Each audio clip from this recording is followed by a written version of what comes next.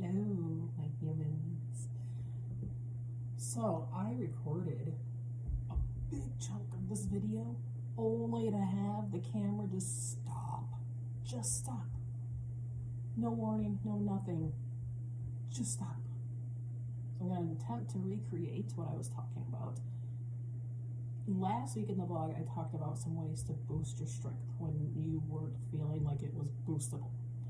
This week, I want to continue that a little bit, but introduce a different way to do it that can have short-term and long-term effects. So I like to compare it to a HIIT workout. When you have a HIIT workout, you burn a bunch of calories right at once, and you feel the effects immediately. Like, you feel more energetic, you burn a lot of calories, you feel good. So then, the other benefit to HIIT is that right afterwards and continuing on, you still burn calories, even if you're doing nothing at all. You'd be sitting on the couch and watching TV, and your body is still burning calories because of the HIIT workout.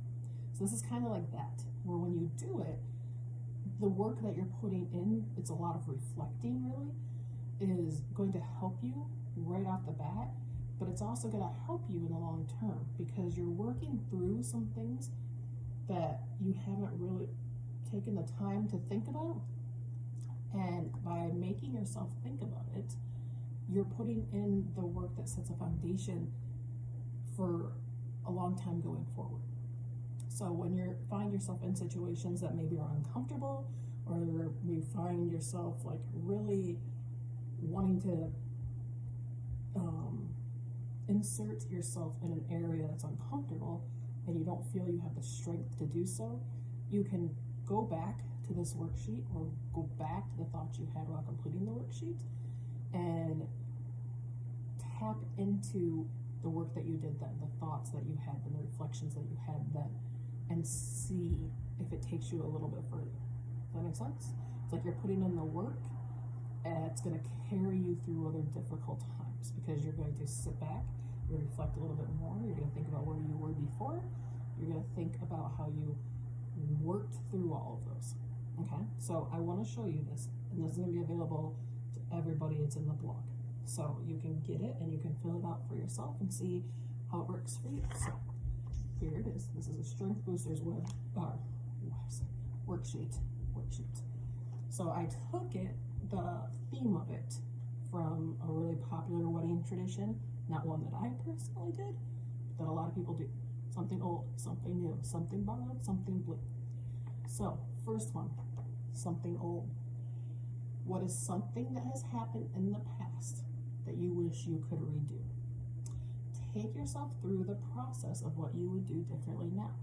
So think back to a time in your life that you were confronted with something in which you reacted one way and now you wish you had done it differently. We all have those. High school is filled with those. How many people have moments in their lives where they think back to high school with like just sheer terror in their face because of the way that you acted, the things that you did, the things that you said, the person that you was, the person that you were then. So this is a little bit healing. This could be a little bit healing. Because maybe, like me, I've had a lot of situations in my past that I just beat myself up about. Just beat myself up. And this helps you to go back through the process and identify what you would have done differently. Recognize that in the future, if you were to come in contact with a situation that was similar, you would handle it differently because you're working through what you see as wrong with it now.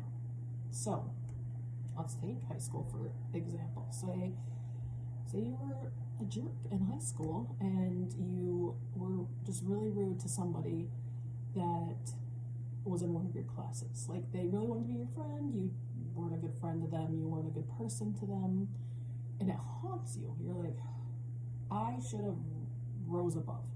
I should have been kinder. I shouldn't have cared like what my peers thought. I should have, there's a lot of things that could be going through your head, and I'm not going to name all of them because I don't know what all of them would be. But just take yourself now as the person that you are now and put yourself in that high school classroom, sitting next to that person. Knowing how you did it before, how would you do it this time? Would you engage in conversation? Would you ignore any laughter or stares from other people who might be wondering, like, why is so-and-so talking to that person? Oh my gosh. Maybe. How would you handle the ramifications of that? If these people that you consider your friends are making fun of you for talking to this person or being friends with this person, how would you handle that? What would you do? If they ghosted you, would you find other friends? How would you do it? Working through that. You're obviously not that person anymore. It's years behind you. But if you could have a conversation with that high school you, what would you say? How would you help them work through that process? Try it. So, second one. Something new. What is something that you've always wanted to try but have been too nervous to? Make a plan to do it. Whether it's just researching what you need or setting a date, put it on your to-do list in some form. This does not mean run out and skydive at 9 a.m. tomorrow. This does not mean that. This means if you want to skydive and it's on your bucket list but you've been too scared to take the initiative, start the process. That doesn't mean making the appointment. That means you could research places in the area. That means you could read articles of other people's what is the word just fell out of my head, experiences. You could read about that. You could read ways to prepare yourself. You could find instructors in the area that are highly rated. You could watch YouTube videos. There's so many things you could do. But even just venturing a little bit out of your safe little haven that you're in helps you to grow, helps that strength to level up.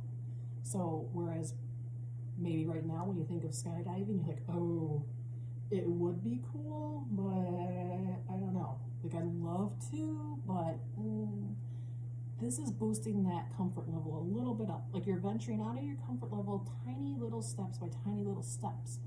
And I mean, information is key. So you want to be as comfortable as possible when you get to making the actual jump, right? But you don't have to rush it. So just tiny steps out of your comfort zone. Give it a try. Something borrowed. Think about someone you know that radiates strength. What is it that they do that makes them appear so strong? Replicate their actions for an hour, afternoon, or day. I think all of us have somebody in our lives, like a coworker, a sister, a friend, like just somebody you see in public often, that when you see them, they just exude confidence and strength, and you're like, damn, like, how can I have that? Really pay attention to the mannerisms that they have and try to replicate what you think makes them look strong just for a brief period of time. Obviously not around them, they might think you're making fun of them. But like if it's their posture, try to walk with a different posture for a brief period of time and see how it makes you feel.